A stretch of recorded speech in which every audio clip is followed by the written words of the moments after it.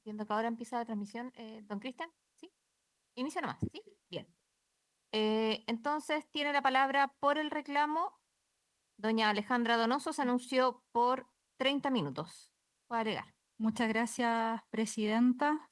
Con su venia, ilustrísima corte, vengo a presentar los alegatos en representación de la parte reclamante en esta causa a propósito del artículo 151 de la Ley Orgánica Constitucional de Municipalidades, solicitando desde ya que se acoja en todas sus partes el reclamo interpuesto y, en definitiva, se declare la ilegalidad de, la resolución 449, que finalmente fue la que rechazó la parte administrativa de este contencioso administrativo, pero en definitiva la resolución número 14 del año 2021 de la DOM, de la Dirección de Obras Municipales de la Municipalidad de Huasco, que autorizó la subdivisión de los lotes D1 y D2 de manera ilegal.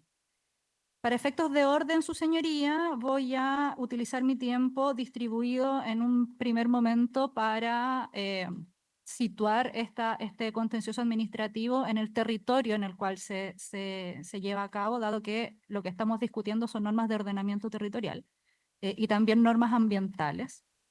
Aquí es muy claro el vínculo que existe como bienes jurídicos protegidos entre el medio ambiente y el ordenamiento territorial, porque cuando se incumple ambos estatutos, ocurre lo que estamos viendo aquí en autos. Y en segundo lugar, insisto, como estamos en un contencioso administrativo, me voy a referir específicamente a cada una de las ilegalidades en las que incurre tanto la Dirección de Obras Municipales como la municipalidad en esta autorización. Haciéndome cargo, por supuesto, en ello de los argumentos incorporados por la reclamante y la tercera independiente, y también del informe fiscal que corresponde procesalmente en este procedimiento. Entonces, en primer lugar, su señoría, respecto del contexto, quisiera recordar, lamentablemente, parte de mis representados se encuentran aquí presentes. Este es un tema muy sensible, lo que está en juego es la vida y la salud de las personas. Huasco, lamentablemente, ha sido reconocido como una zona de sacrificio, así lo ha entendido el Instituto Nacional de Derechos Humanos desde hace mucho tiempo. Está sujeto a un plan de descontaminación.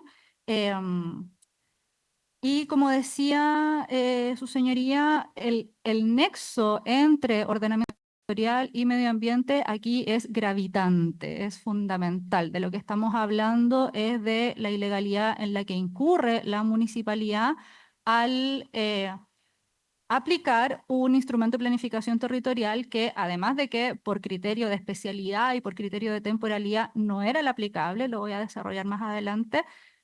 Quizá es mucho más determinante el hecho de que el plan regulador comunal, que sí era aplicable, de nuevo, por criterio de especialidad y también por criterio de temporalidad, cuenta dentro de su tramitación y de su aprobación con una evaluación ambiental estratégica. Y esto, su señoría, no es baladí. Es sumamente importante para el territorio del cual estamos hablando. El legislador, el año 2010, hace ya bastante tiempo, creó la figura de la evaluación ambiental estratégica para planes, políticas y programas, y también para instrumentos de planificación territorial. ¿Con qué finalidad? Entendiendo que los instrumentos de planificación territorial son instrumentos fundamentales para el ordenamiento territorial, la variante ambiental que había estado ausente a lo largo de muchísimos años, siendo relevante como bien jurídico que hay que proteger, se incorpora a través de un informe que al efecto elabora el Ministerio del Medio Ambiente, pero también incorporando la variable participativa, que es parte de los derechos de acceso a la justicia ambiental, el acceso a la participación. Hay un momento en que es la propia comunidad la que, de todo el territorio, de toda la comuna, la que presenta sus observaciones. Me voy a referir un poco más detalladamente al respecto, simplemente quiero situar el contexto más adelante, sobre todo a propósito de lo que se ha dicho respecto de la legitimación activa de mis representados. Por lo tanto, su señoría, quiero hacer énfasis antes de pasar a la siguiente etapa de la relevancia que para este caso tiene el resguardo del ordenamiento territorial, el resguardo del bien jurídico protegido medio ambiente y, por lo tanto, la salud y la vida de las personas y en consecuencia también el enfoque de derechos humanos que debiera tener este caso. La jurisprudencia de la Corte Suprema hace un tiempo ha sido conteste y también ha sido responsable en considerar que este tipo de casos debe tener un enfoque de derechos humanos. Respecto del procedimiento, su señoría, y los vicios, me voy a referir a cada uno de ellos. Hay uno que es, digamos, el fundante, que tiene que ver con la delimitación de la diferencia entre lo urbano y lo rural. ¿Dónde está el límite urbano? Porque aquí tenemos dos instrumentos de planificación diferentes. Uno, el plano regulador comunal, que, como bien señaló la relatora, tiene vigencia desde el año 2021 y además, como dije, cuenta con una evaluación ambiental estratégica. Y también tenemos un plano regulador intercomunal que luego también fue modificado el año 2019. Y aquí, su señoría, surge el primer error, por decirlo de alguna manera, porque esto es negligencia y, en definitiva, ilegalidad de parte de la municipalidad, en definir cuál es el límite urbano. Como sabemos, el artículo 2.1.10 de la Ordenanza General de Urbanismo y Construcción define que el límite urbano lo establece el plano regulador comunal.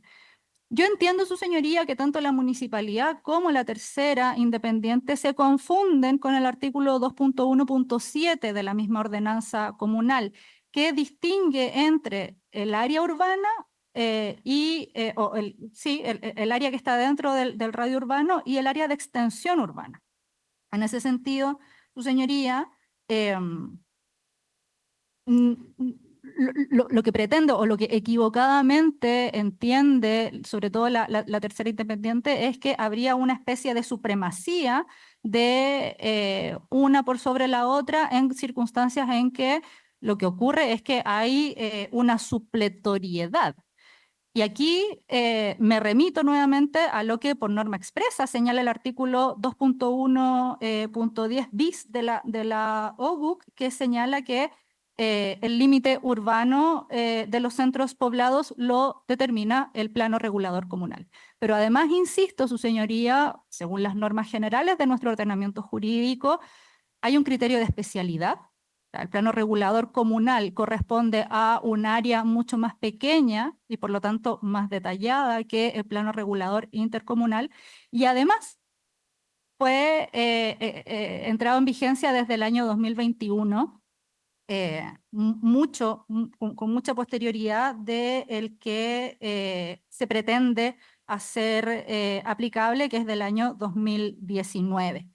Eh, insisto, su señoría, la gran particularidad que tiene el plano regulador comunal es que sí cuenta con evaluación ambiental estratégica. Y esto es muy relevante para una comuna de las características de Huasco con altas tasas de contaminación. Además, su señoría, el plan regulador intercomunal, el APRICOST, en su ordenanza en el artículo 5.1 expresamente, su señoría, artículo 5.1, deroga el plano regulador intercomunal anterior.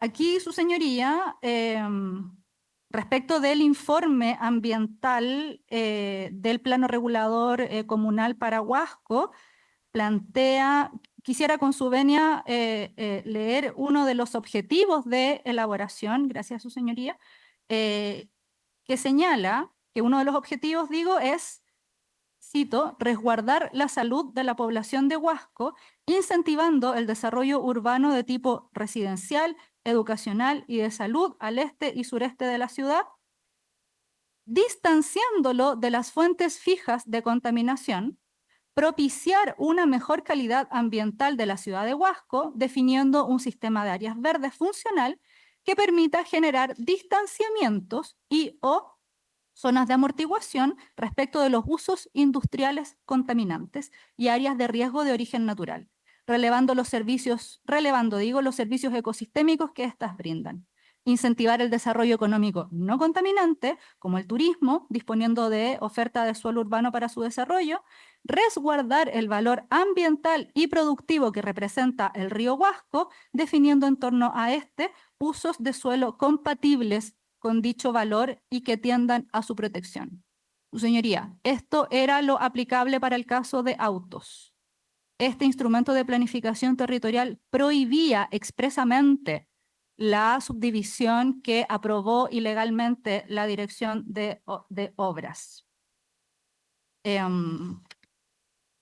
Por una parte. Luego, bueno, estamos hablando de que mientras el APRICOS, que es el intercomunal, lo que definía como una zona de extensión industrial, el Plan Regulador Comunal de Huasco modifica y lo atribuye ese sector a zona AB1, que es un área verde de resguardo y que, de nuevo, expresamente prohíbe la instalación de todo tipo de actividades productivas, y la zona C2, que solo permite actividades productivas inofensivas y molestas. Su señoría, esta subdivisión lo que hizo fue posibilitar, que también es algo de lo que me voy a hacer cargo más adelante, porque emana de las alegaciones de los argumentos que presenta mi contraparte, el efecto de esta subdivisión ilegal, y por lo tanto, cuando hablamos del vicio y de la entidad del vicio, estamos hablando de una ilegalidad expresa en el ordenamiento territorial, esto permitió la instalación de un tranque de relaves, que originalmente se iba al mar, eh, y entonces modificando la norma, o ni siquiera modificándola, haciendo caso omiso a las modificaciones del ordenamiento territorial, se permite la instalación de un relave en un lugar que estaba destinado a área verde o a zona de amortiguación, muy cerca de la comunidad que habita en el territorio. Su señoría, la gente se está enfermando y de hecho, lamentablemente, este fin de semana tuvimos noticias de un derrame de relaves al mar, que por supuesto las denuncias ya se han hecho, porque ahí, bueno, está muy relacionado, pero se suponía que no se estaban arrojando relaves al mar. Sin embargo, hoy día mismo está Cernagiomín ahí en el territorio fiscalizado. Su señoría, no correspondía entonces aplicar el instrumento de planificación territorial que justifica, según la DOM y finalmente también según la municipalidad, esta subdivisión. Eso como primera cosa. En segundo lugar, sumado a lo anterior, hay irregularidades en la cartografía, su señoría.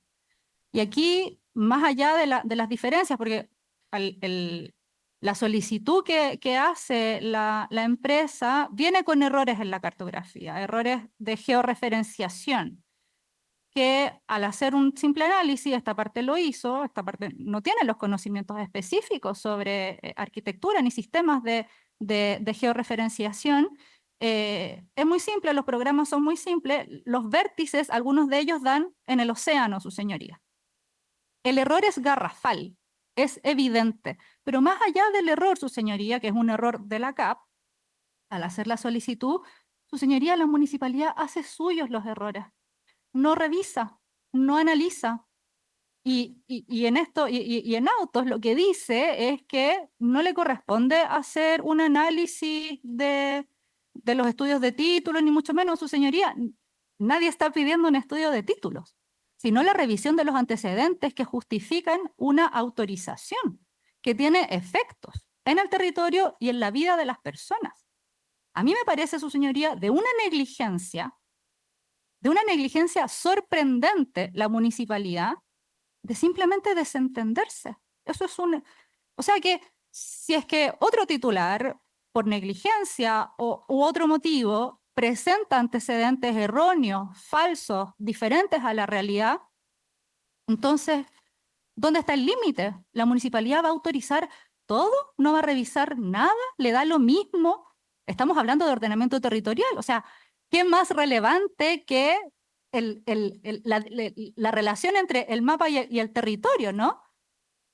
Su señoría, no, esta parte, la verdad es que no comprende de qué manera la municipalidad se desentiende de su responsabilidad. De todas maneras, su señoría, hay que mencionarlo, tampoco sorprende, tampoco comparecieron en esta audiencia. Me imagino que tienen otras prioridades y claramente no está dentro de sus prioridades la corrección de este tipo de procedimientos y por lo tanto el resguardo del ordenamiento territorial. Bueno, ligado a eso, bueno, ahí usted podrá ver por temas de tiempo, no voy a referirme más allá de eso porque me parece que es suficiente, pero si usted revisa el argumento de la municipalidad, primero de la DOM y luego del alcalde, no resiste mucho análisis, su señoría. Aquí estamos hablando de responsabilidad del Estado, estamos hablando de contencioso administrativo y por lo tanto hay un vicio, hay una ilegalidad, hay una negligencia y hay unos efectos. Me voy a referir a él. En tercer lugar, su señoría, en consecuencia, dado que, porque aquí la diferencia entre aplicar un instrumento de planificación territorial u otro radica en la diferencia de si estamos dentro o fuera del radio urbano. Y dentro del radio urbano, si es que correspondía o no utilizar ese tipo de uso de suelo. Ya queda claro que no. Pero además, su señoría, la normativa especial, el artículo 55 de la Ley General de Urbanismo y Construcciones, el artículo 2.1.19 de la Ordenanza General de Urbanismo y Construcciones y el decreto ley 3516 sobre predios rústicos y también el artículo 46 de la ley 18.755, o sea, cuadro normativa respecto al ordenamiento territorial, ordenaban, dadas las características del uso del territorio, obligaban a la comparecencia del SAG, el Servicio Agrícola Ganadero, cuestión que no ocurrió, su señoría. ¿Para qué tiene que comparecer el SAG? Para certificar que la subdivisión cumple con la normativa vigente. No comparece, no certifica y no lo hace, uno, porque la municipalidad incurre en un error, pero porque incluso de haber concurrido, el SAC tendría que haber dicho que no cumple con la normativa. Habría advertido, evidentemente, la contradicción entre una norma y otra. De hecho, su señoría llama muchísimo la atención en la resolución, la primera resolución que dicta la DOM, su señoría, y si me permite con su venia, cito, señala respecto a la comparecencia del SAC que según los instrumentos de planificación consultados y actualmente vigentes, se ha determinado que estamos al interior del límite urbano, por tanto, de competencia exclusiva y excluyente de la Dirección de Obras, según lo perceptuado en la norma de carácter especial DDU, que específica número 58/2009 del Ministerio de Vivienda y Urbanismo. Su señoría, la DDU citada, 58 del 2009, se encontraba expresamente derogada desde febrero del 2021, antes de la dictación de la resolución número 14. La negligencia no encuentra límite en este caso. O sea, el alcalde de Huasco, mediante además su decreto alcaldicio 449, que es el que viene después, el que revisa en la parte administrativa esta resolución de la DOM, prefirió hacer oídos sordos y ni siquiera pronunciarse sobre este punto, su señoría. O sea, hay una eh, reiteración en una conducta negligente e ilegal de aplicar normativa que no es aplicable para el caso de autos. Su señoría, las ilegalidades me parece que son evidentes y de gran envergadura.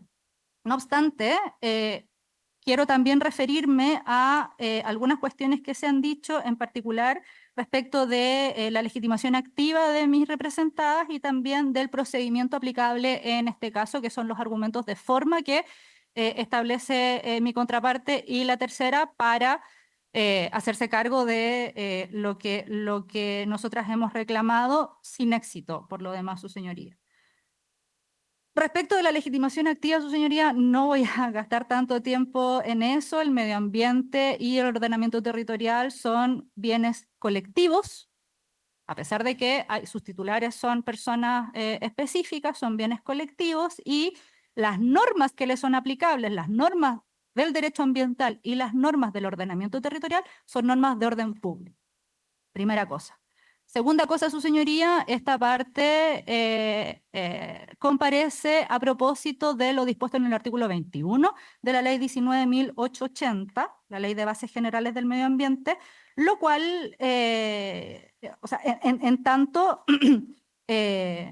titulares de intereses colectivos y también intereses particulares. Están debidamente individualizados, su señoría, no hay discusión que dar al respecto. Pero si es que hubiera alguna discusión que dar, de todas maneras, yo me remito a la doctrina que ya está completamente asentada en materia administrativa y en materia ambiental del profesor Bermúdez, el excontralor de la República, cuando reconoce que en un caso dado, vecinas y vecinos siempre necesariamente van a ser titulares de derechos e intereses individuales o colectivos porque pueden verse afectados por el acto administrativo. Aquí me remito a la teoría del entorno adyacente, que tiene que ver con que los efectos que un acto administrativo pueda tener en un territorio necesariamente, su señoría, evidentemente van a afectar a quienes habitan en ese territorio, ¿sí? Sumado a eso, su señoría, porque esto no es menor, las cifras y los estudios en torno a los efectos de la contaminación en este territorio son muy elocuentes. No,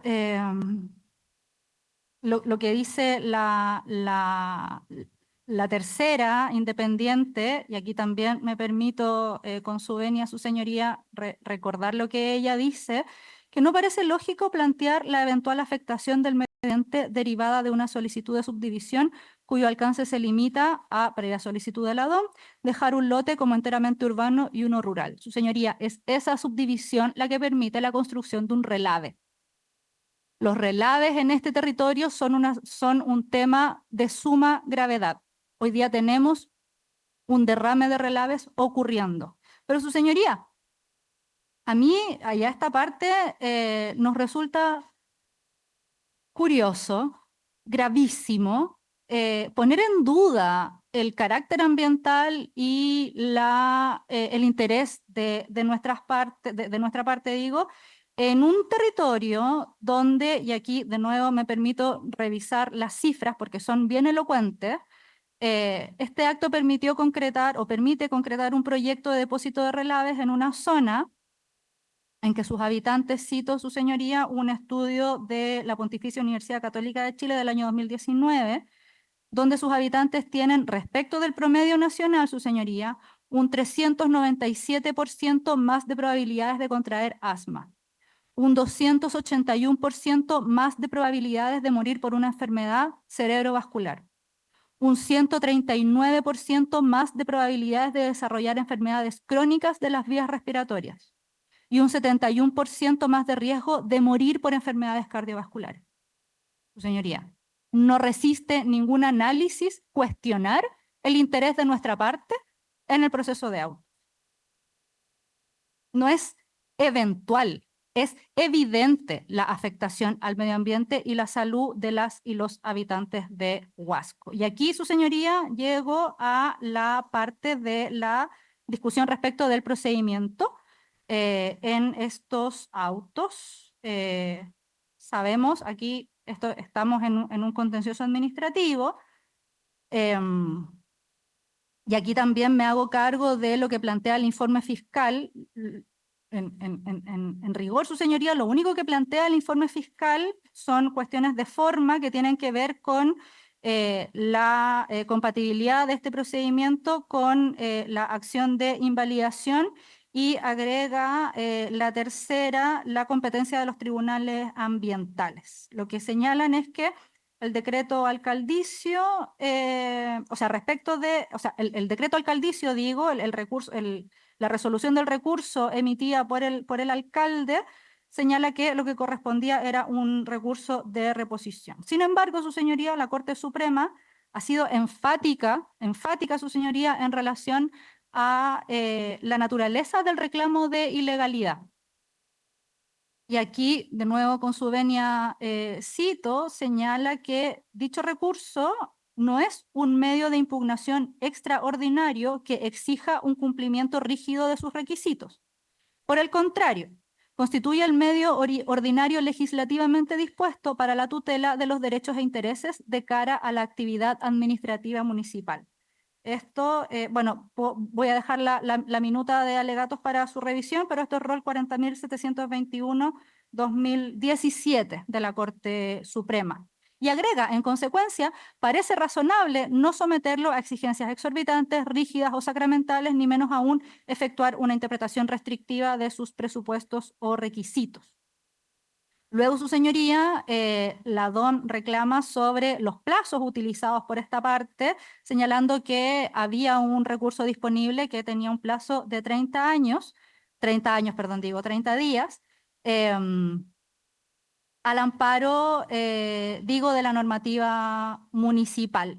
Ese plazo de 30 días, su señoría, comienza a correr una vez que las partes o la comunidad conoce de la resolución que ha dictado la municipalidad. Y al efecto, el artículo 116 bis, letra C, de la Ley General de Urbanismo y Construcciones y el artículo 1.4.21 de la Ordenanza General de Urbanismo y Construcciones obliga a la DOM a exigir en el acceso principal de sus oficinas durante el plazo de 60 días contados desde la fecha de su aprobación u otorgamiento una nómina con los proyectos, anteproyectos, subdivisiones y permisos otorgados. Su señoría, eso no ocurrió.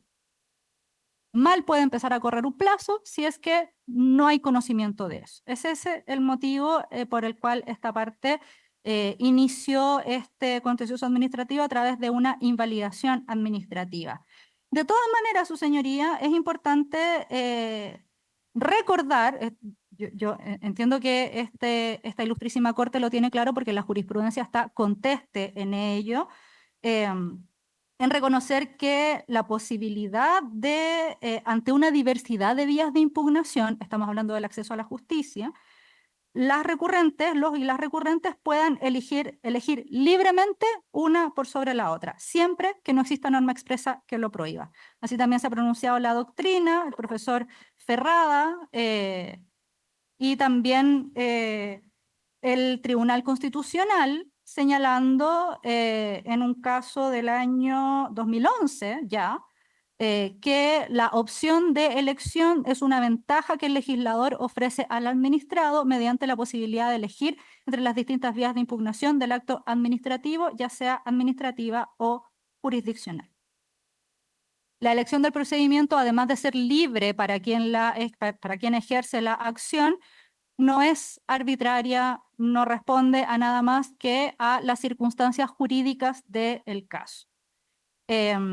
Y ahora me hago cargo de lo que señala la tercera respecto de la naturaleza ambiental de este acto, que al contrario, plantean que se estaría desconociendo, todo lo contrario, se reconoce la naturaleza ambiental, el carácter ambiental de este acto, y por supuesto que revisamos la competencia de los tribunales ambientales. Si nos preguntamos si vamos por la vía de la ley orgánica municipal o por la vía de los tribunales ambientales. Y al hacerlo, su señoría, nos encontramos con que la jurisprudencia de los tribunales ambientales está conteste también en declinar su competencia y entregársela a las Cortes de Apelaciones, en este caso, en el procedimiento de autos, que es el de reclamo de ilegalidad. Así se ha pronunciado los tribunales ambientales, ratificados también por las Cortes de Apelaciones. Su señoría, me he hecho cargo de todas y cada una de las alegaciones establecidas o de los fundamentos señalados por la Dirección de Obras Municipales, por la CAP, que comparece como tercera independiente, me llama mucho la atención que no esté aquí presente la municipalidad, pero insisto, responde también a la negligencia con la cual han operado y también de lo que señala el informe fiscal, su señoría, que, insisto, solamente eh, se refiere a cuestiones de forma que tienen que ver con esta compatibilidad o incompatibilidad entre la Ley de Bases de Procedimiento Administrativo y la Ley de Tribunales Ambientales, me refiero a la jurisprudencia. El plazo de 2 años de la invalidación administrativa es, también la jurisprudencia está conteste en ello para presentar la solicitud, no para resolverla. Y su señoría, para ir finalizando, me quiero hacer cargo del único argumento que me parece un poco más contundente del informe fiscal, que tiene que ver con la entidad del vicio. Está en su tiempo, señora abogada. Gracias, 30 minutos. gracias, Por favor, ministra. le doy 2 minutos más Eso. para terminar con esa alegación, pero le pido no excederse. Sí, muchas gracias.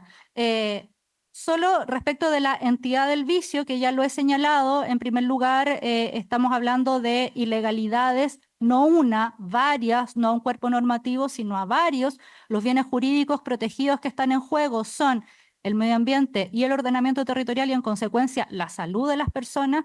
Y su señoría, vuelvo a insistir, esta subdivisión que se autorizó de manera ilegal permite la construcción de un depósito de relaves, que además corresponde al principal problema de salud de la comuna de Huasco. La entidad del vicio, su señoría, es enorme y por lo tanto lo que corresponde es declarar la ilegalidad de la resolución, bueno, el decreto 449 que nos habilita para esta parte judicial del contencioso administrativo, pero en definitiva la resolución número 14 del año 2021 que autorizó la subdivisión de los lotes de 1 y de 2 como corresponde según el resguardo del ordenamiento jurídico. Muchas gracias. Para continuar, entiendo que tiene que pasar al otro escritorio para... ¿No? ¿Está bien? Ya. Ah, genial. Se pueden quedar. Ya. Bien. Se le otorga la palabra a doña Fabiola Soto. Se anunció por 20 minutos. Viene usted alegando contra la reclamación. Vale. Gracias. Con su venia, Ilustrísimo Tribunal, alego en representación de Compañía Minera del Pacífico, tercero en autos, solicitando el rechazo del reclamo de ilegalidad presentado en estos autos por las razones que ya se han expuesto a lo largo de este procedimiento y que expongo brevemente en este alegato.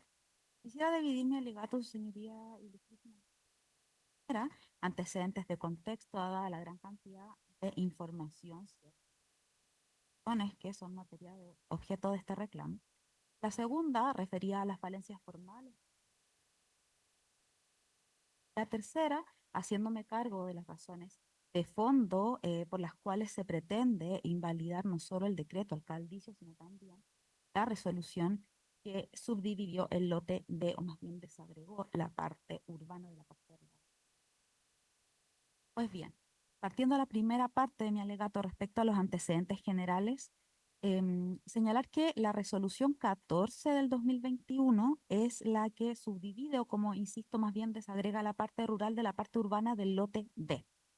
Ella fue dictada en mayo del 2024 y la solicitud de invalidación, mayo del 2021, perdón, y la solicitud de invalidación presentada por la reclamante se presentó en mayo del 2023, esto es 2 años después de que se dicta la resolución del acto administrativo, es decir, cuando está a punto de caducar la potestad invalidatoria, como bien sabes. Contra, resolviendo esta solicitud de invalidación, la DOM la rechaza y en contra de este rechazo que se materializó en la resolución 8 del 2023, la reclamante interpone el reclamo de ilegalidad municipal que finalmente el alcalde rechaza a través de del decreto alcaldicio 449 del 2004.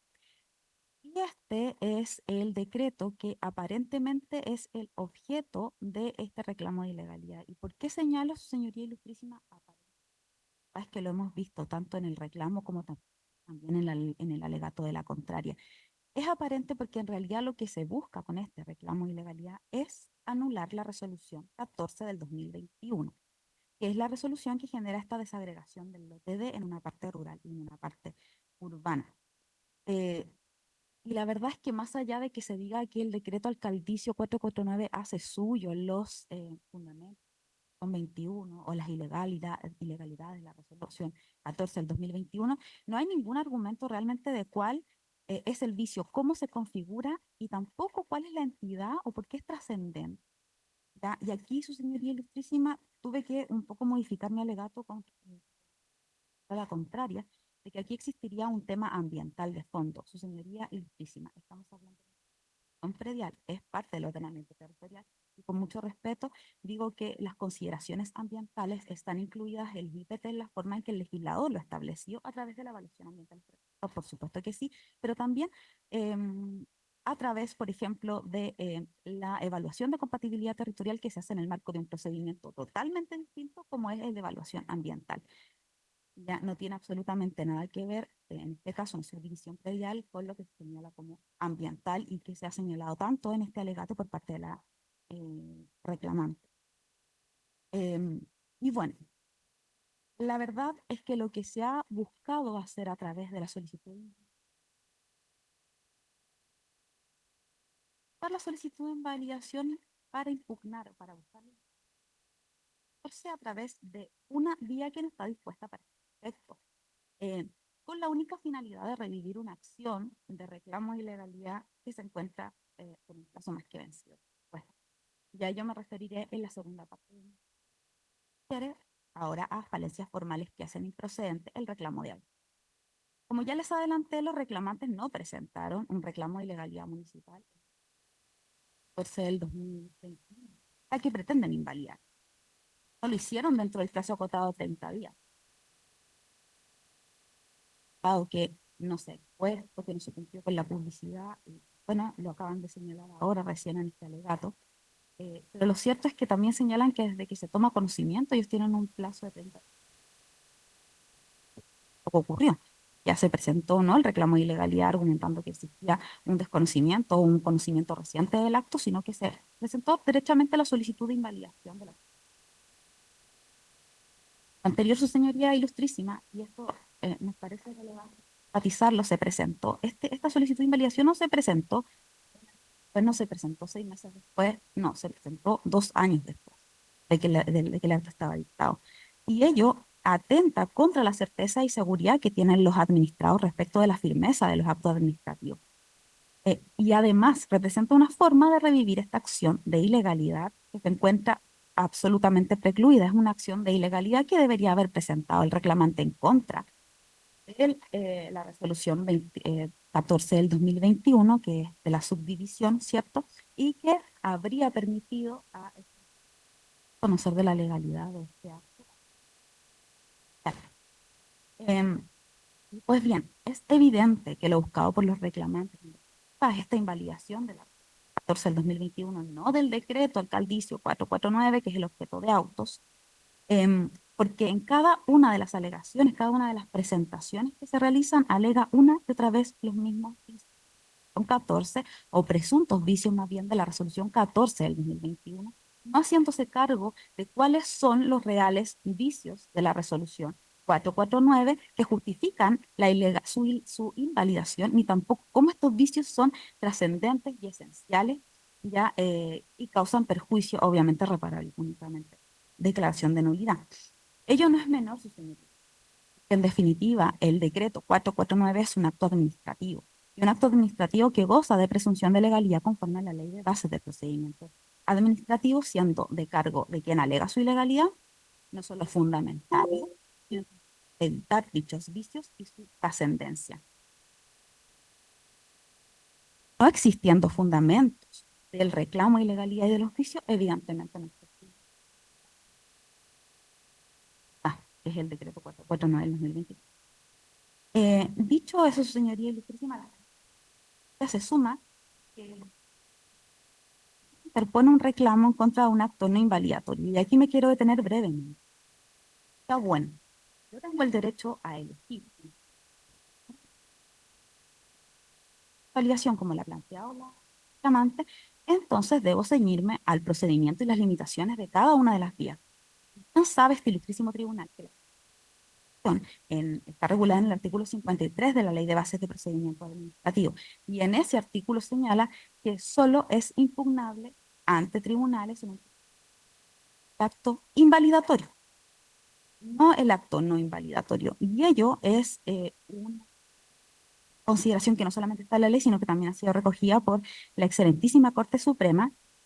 Solo quiero citar el rol, su señoría causa rol 4188 del 2018, considerando décimo primero, señalan efectivamente que el acto invalidatorio es hable, habiendo la solicitud de invalidación y este 8 del 2023 que tampoco el decreto alcaldicio 449 del 2004 son actos invalidatorios porque justamente niegan la invalidación de la resolución 14, no existiendo por tanto posibilidad de tercer paso la revisión judicial respecto al acto no invalidatorio, habiendo ejercido una vía distinta al reclamo de ilegalidad como lo es la solicitud. Las cosas, señoría, para terminar esta segunda parte de mi alegato, solo señalar que el presente caso es evidente que la reclamación contiene vicios formales que hacen que sea absolutamente improcedente y por las cuales solicitamos el rechazo. Y así, su señoría ilustrísima, paso al tercer punto o la tercera parte de mi alegato. Disculpe, antes de empezar, se me indica si puede acercarse más al micrófono o elevar el tono de la voz, por favor. Sí, claro, ahí está. Gracias. Disculpe. Bueno, y de este modo quisiera referirme a el último apartado de mi alegato, que dice relación con aspectos de fondo alegados por la reclamante, de los cuales me voy a hacer cargo en este momento. Bueno, del alegato de la contraparte y más bien del reclamo, pudimos distinguir que señalan que los vicios de la resolución 14 del 2021, que genera esta subdivisión, desagregación, más bien del lote D, el lote D1 enteramente urbano y el lote 2 enteramente rural, serían resumidamente 4 razones. La primera, porque contravendría los límites urbanos señalados en el PRC de Huasco. La segunda, porque no habría participado el SAC del procedimiento. La tercera, porque existirían errores cartográficos y georreferenciación, lo que ha señalado aquí la reclamante también. Y cuarto, porque los usos de suelo no permitirían, ¿cierto?, el desarrollo de obras que mi representada realiza en este sector. Respecto a la primera alegación, su señoría ilustrísima, no es efectivo que la resolución 14 del 2021 del PRC contravenga el PRC de Huasco en los límites urbanos impuestos.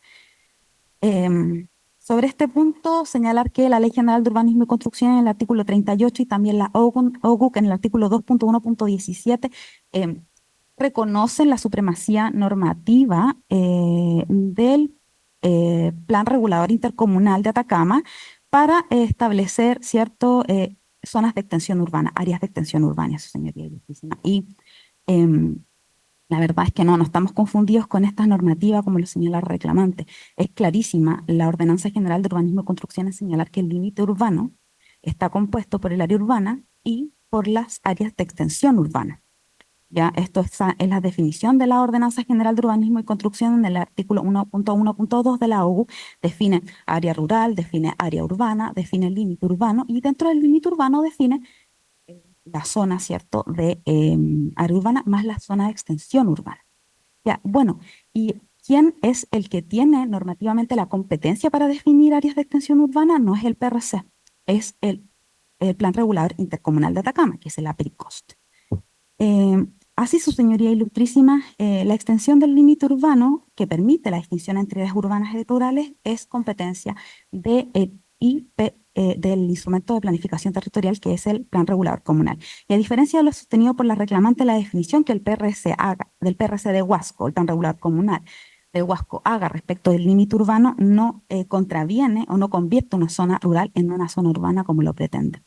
En este sentido, ha sido señalado por la doctrina lo siguiente, su señoría, cito con su venia: debe tenerse presente que el plan regulador comunal fija el límite urbano, sin embargo el intercomunal fija el límite de extensión urbana, dejando el campo de acción de los comunales dentro de los márgenes preestablecidos en el intercomunal. La verdad es que la supremacía de la competencia para definir la zona de extensión urbana también fue reconocida por parte del PRC de Huasco. O sea, el mismo PRC de Huasco en el artículo 1.3 reconoce la supremacía normativa del Plan Regulador Intercomunal de Atacama, el APRICOS. Y la verdad es que no es efectivo que lo haya derogado, señoría ilustrísima. Lo que pasa es que en derecho urbanístico, cuando no existe un plan regulador comunal a nivel local, se ocupa el plan intercomunal, que regula un área más grande. Pero cada uno de estos instrumentos tiene competencias de regulación distintas. Entonces, cuando llega el plan regulador comunal, como ocurrió con Huasco, lo que ocurre es que solo regula o deroga aquella parte que se refiere al territorio local, pero no puede en ningún caso regular aquellas materias que están, ni derogar aquellas materias que están en el plan regulador intercomunal y que se refieren a materias que exceden el plan regulador comunal, como lo es la zona de extensión urbana, que en definitiva, insisto, define aquella parte rural de aquella parte urbana. En este contexto, plantear la aplicación del PRC de Huasco por sobre el plan regulador intercomunal de Atacama, que es el APRICOS, en materias que exceden el ámbito comunal, no solo contraviene la normativa de la Ley General de Urbanismo y Construcción y de la Ordenanza General de Urbanismo y Construcción, sino también el propio Plan Regulador Comunal de Huasco. Todo eso, su señoría, la verdad es que en este aspecto no consideramos que exista ninguna irregularidad ni ilegalidad a la que menciona el reclamante. Respecto al segundo punto, a la segunda alegación, la subdivisión del lote D y lote D2, D1 y D2 se hizo conforme a derecho. Y aquí no era necesaria la participación del SAC, quiero ser súper breve, ¿cierto? Porque el predio urbano se separó completamente del predio rural y el predio rural en ninguna parte se subdividió. No está fraccionado de ninguna manera. Ya, entonces, el SAC opera cuando existe una subdivisión de predio rural y así lo establece el artículo 55 de la Ley General de Urbanismo y Construcción y otras normativas que se refieren a la subdivisión de predio rural. En este caso no hay una subdivisión de predio rural, hay una subdivisión o más bien una desagregación del predio urbano del predio rural y el predio rural queda completo. ¿Ya? Entonces no tampoco era procedente la participación del SAC en este procedimiento, como lo señala la reclamante. Finalmente, su señoría ilustrísima, la reclamante señala un tercer argumento respecto a una errada georreferenciación o cartografía, cierto, errores cartográficos, y lo hace, como ella misma lo ha señalado, en su reclamo a través de planos de elaboración propia. La propia reclamante ha señalado aquí que no tiene las competencias técnicas para hacer este análisis, cierto, cartográfico.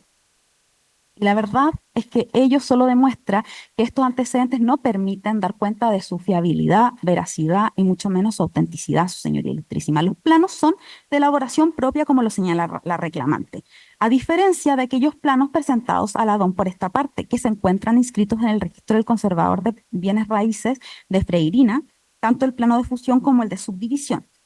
Sobre este punto, su señoría ilustrísima, es importante señalar que el conservador de bienes raíces tiene la facultad, conforme al artículo 13 de su reglamento del conservador de bienes raíces, de negarse a la inscripción de aquellos planos que tengan algún error material que afecte, ¿cierto?, la realidad material del predio.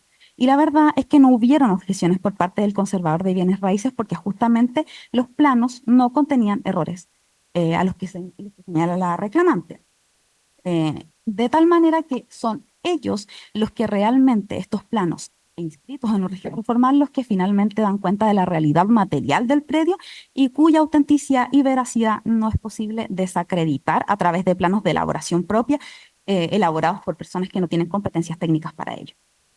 Para finalizar, su señoría ilustrísima, mi alegato respecto a la discusión del uso de suelo, que existiría o una vulneración a las normas de uso de suelo en el lote D1, que es el área enteramente urbana, solo señalar que ello no es materia de esta reclamación. Lo que se reclama aquí es la subdivisión de un predio, no si en el predio X existe uso de suelo que permite tal actividad. Eso no es lo que se está debatiendo. Sin perjuicio de ello, es importante señalar que los cuestionamientos de la reclamante sobre este punto también se fundan en estos planos de elaboración propia cuya elaboración o cuya autenticidad no está comprobada, pero sin perjuicio de lo cual, en este caso, los planos que sí tienen dicha comprobación y están inscritos en el registro del conservador permiten acreditar que el artículo 2.1.21 de la OGU se cumple Y es un artículo que establece, ¿cierto?, que todo predio que esté sujeto a 2 o más zonas de uso de suelo determinadas por el PRC específico, que tenga un 30% que permita actividad productiva o de infraestructura, puede ejecutarse esta actividad en el resto del predio. Y lo que ocurre es que en este caso existe más del 43.7% del predio, disculpe de nuevo, 47.3% del predio que es zona industrial, sumando la zona industrial establecida en el PRC de Huasco más la zona industrial existente y descontando las vialidades, el valor de ello es 47.3%, mucho más que el 30% que señala el artículo 2.1.17, de la OCU. De eso, señoría ilustrísima, que pese a que este no es objeto del reclamo de autos, ¿cierto? Es necesario señalar que tampoco existe una ilegalidad en ese aspecto. En conclusión, su señoría ilustrísima, el reclamo de ilegalidad debe ser rechazado porque adolece de graves falencias formales que lo hacen absolutamente improcedente, desnaturalizando el ejercicio de la solicitud de la potestad invalidatoria para hacer revivir acciones que se encuentran precluidas y careciendo de fundamentos que sostengan la existencia del vicio y trascendencia o esencialidad. Asimismo, los cuestionamientos de fondo responden a un errado entendimiento de la normativa o intencionada tergiversación de la normativa urbanística y se fundan en antecedentes cuya veracidad no se encuentra comprobada. Finalmente, consta en auto, señoría ilustrísima, que la resolución 14 del 2021 se ajusta plenamente a derecho y por tanto no se justifica su nulidad. Por estas razones, voy a solicitar, su señoría ilustrísima, el rechazo del reclamo de ilegalidad presentado. Bien, se les agradece y habiendo escuchado entonces a las intervinientes, se pone término a la audiencia. Estén muy bien.